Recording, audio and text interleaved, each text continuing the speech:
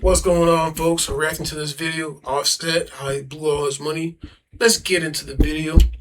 Somewhere between a private jet and a courtroom, the story of Offset's money stopped making sense to the people who thought they understood it. One year, the headlines were about platinum chains, custom Rolls Royces, and a stack of hits that made him one of the most bankable names to ever come out of Atlanta. The next, the headlines were about lawsuits, unpaid casino markers, a divorce filing, and questions nobody expected to be asking about a man once estimated to be worth tens of millions of I think the divorce thing, I think he was falling off before the divorce thing. Divorce just added extra more trauma to that shit. dollars. This is not a story about a single bad night at the tables or one reckless purchase. This is a story about how an empire built on streaming numbers, touring revenue, and luxury branding can quietly hemorrhage money in 100 different directions until the math simply stops working. By the end of this video, you will understand exactly how someone who once lived like he was untouchable ended up surrounded by financial pressure from every angle. Gambling debt, divorce costs, catalog buybacks, tax obligations, and the kind of overhead. That's what I don't think. I don't understand why he's gambling. If you're making enough millions of making money from YouTube, streaming, you could do shows and make money. Why are you gambling? You need some money, go do some shows, man. Some meet and greets. Start up a clothing line. Dude never invests his money good. He was just like blowing it on dumb shit, man. Shit pisses me off. That most fans never think about when they see a celebrity flexing on Instagram. We are not here to repeat internet rumors as fact. We are here to walk through what was actually reported, what was actually filed in court, and what Offset himself has said in his own words. So let's start from the beginning, because to understand how someone loses a fortune, you first have to understand how they built one.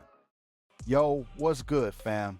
Now, before we get into this wild ride, let's set the scene properly, because the street's been talking about Offset's money for a minute now. But most of y'all only know the headlines, not the whole timeline. Kiari Kendrell Cephas, that's Offset's real name, was born December 14, 1991, in Lawrenceville, Georgia, a suburb just northeast of Atlanta in Gwinnett County. Real talk, his come up wasn't easy. He grew up bouncing between family members after his mother passed away from cancer when he was a teenager, and he was largely raised by his grandmother and other relatives in the Atlanta area. It was in that environment, surrounded by extended family, that he formed a tight bond with his cousin Quavius Marshall, known to the world as Kovo, and another relative, Kershnik Karibal, known It's not Quavo, it's Quavo. Goofball. as Takeoff. These three were basically raised like brothers fam, and that closeness is part of what made their eventual group feel less like a business arrangement and more like family translated into music. Around 2008 and 2009, the trio began recording together under the name Polo Club, before settling on the name Migos. They wasn't signed to a major label overnight either. They built their sound in Gwinnett County, recording mixtapes, developing the triplet flow that would eventually influence an entire generation of rap delivery, grinding through the regional mixtape circuit that defined how Atlanta artists broke through in the early 2010s. But here's where it gets real. The turning point came in 2013 with the release of the single Versace. That song, built around a hypnotic, repetitive flow and a beat that practically demanded a remix, caught fire locally before Drake hopped on the remix and helped push it into the mainstream conversation. That moment mattered because it was the first time Migos' specific rhythmic style, that triplet cadence that would later get imitated by artists across the whole genre, reached a national audience. From there, the group signed with Quality Control Music, an Atlanta-based label and management company founded by Pierre P. Thomas and Kevin Coach K. Lee, which had a partnership with the major label 300 Entertainment, itself affiliated with Atlantic Records. Now, this structure matters more than y'all might think, because it meant Offset's career was tied not just to his own output, but to a label ecosystem that handled distribution, marketing, and eventually the kind of catalog ownership questions that would resurface years later and cost him millions, but we'll get to that. Migos released their debut studio album, Young Rich Nation, in 2015, but the real commercial explosion came with Culture in January 2017.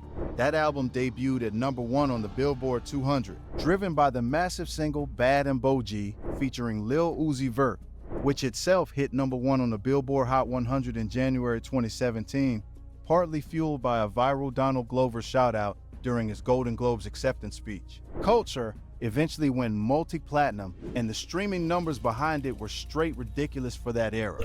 That's what I don't understand. He's making so much money on the streaming. He should be still getting money. Still getting residuals. What the hell's going on, man? Dude's just like he's blowing money on stupid shit. Hundreds of millions of streams piling up fast as the album became one of the defining hip-hop projects of the year. The momentum kept rolling with Culture 2 in January 2018, which also debuted at #1, and Culture 3 in 2021, cementing Migos as one of the most commercially dominant rap groups of the entire streaming era. Industry estimates place Migos among the highest-grossing touring rap acts of the late 2010s, with festival appearances, headlining tours, and arena dates generating serious revenue split between the group members, their management, and their label partners. Now let me break down for y'all how Offset's individual money started stacking on top of all that. He released his debut solo studio album, Father of Four, in February 2019, which debuted in the top 5 of the Billboard 200 and included guest appearances from major artists. He pursued endorsement deals beyond music, including partnerships tied to fashion and lifestyle branding, common for artists at his visibility. Publishing income from his writing credits across Migos' catalog, plus feature verses on other artists' tracks, added even more income layers beyond touring and album sales. By the early 2020s, public wealth estimates from outlets that track celebrity finances put Offset's net worth in the range of tens of millions of dollars, with some estimates climbing as high as 50 million or more at various points. Factoring in real estate, music royalties, brand deals, and nearly a decade of accumulated earnings at the top of mainstream hip-hop. That's the foundation, fam. And now we're about to talk about how that foundation started cracking. Because the truth is, very few of these wealth estimates ever accounted for what it actually costs to live the lifestyle attached to that level of fame. Now this is where we got to address the lifestyle, because this is one of the biggest pieces of the whole puzzle. Offset's public spending habits over the years became a recurring subject of media coverage. Not because reporters were digging through his bank statements, because he showed the world himself. Custom jewelry has been a defining part of his public image for years. With custom-made pieces. You know, if I was rich rapper and stuff, I still wouldn't buy the real jewelry. I still either rent it or buy some bullshit. I'm taking my money, I'm buying stocks, man. I'll never be poor again. Diamond-encrusted chains, watches regularly showing up in music videos, red carpets, and social media posts. High-end jewelers who work with hip-hop artists have spoken publicly about the scale of custom commissions for artists at Migos level, often running into the hundreds of thousands of dollars for a single piece. And Offset was known for commissioning multiple custom pieces over the years, rather than just one signature item. Okay, so what happened to those pieces? You can't sell them and get that money back and reinvest? Car collection became a visible marker of wealth too, with luxury and exotic vehicles, including high-end Rolls-Royce models and customized cars, appearing in his content and at public events. And let's keep it real, these ain't vehicles that just cost money once. They come with ongoing insurance premiums, maintenance costs, and customization expenses that stack up year after year. Designer fashion was another consistent thread. As a public figure who attended award shows, fashion weeks, and high-profile events, Offset regularly wore custom and designer pieces from major fashion houses, and artists at this level often work directly with stylists and brands, which involves significant spending even when some pieces get gifted or sponsored. Private travel is a category fans dramatically underestimate too. Chartering private jets, standard for artists touring at Offset's level or attending events on tight schedules, can cost anywhere from $10,000 to over $25,000 per flight, depending on distance and aircraft type. For somebody living the touring and travel-heavy lifestyle across an entire year, that adds up to a staggering recurring expense that never shows up as one dramatic headline, but quietly eats into liquid wealth every single month. Real estate decisions added another layer too. With Offset and his family. That's the thing, they get these stupid big-ass houses and never paid off, still gotta pay mortgage. John just said, I'm buying my house in cash. Residing in upscale properties in the Atlanta area over the years. Properties that come with property taxes, security systems, staffing, and maintenance costs most fans never see reflected in a celebrity's public image. The flex culture embedded in hip-hop, where displaying wealth is part of the artistic brand itself, creates a particular kind of financial trap.